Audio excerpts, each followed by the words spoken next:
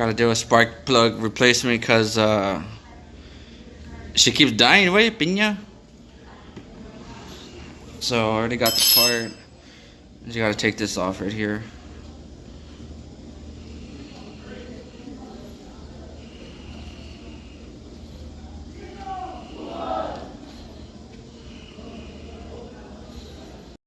Oh yeah, just fucking toasty, that. Look at that shit. Real nasty. I just gotta clean the hole real quick and put it back on. Hopefully it will stop with that bogged down bullshit. If not, it'll probably be the carburetor. There's the new ones going in. NGK.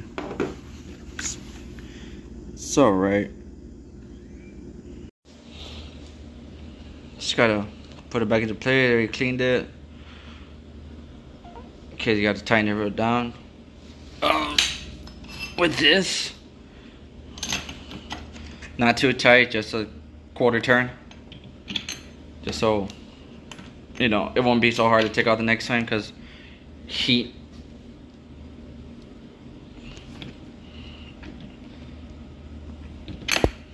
Just like that. Okay, it's already tightened down. Let's put the boot back on. All the way to the seat down properly. And there you go.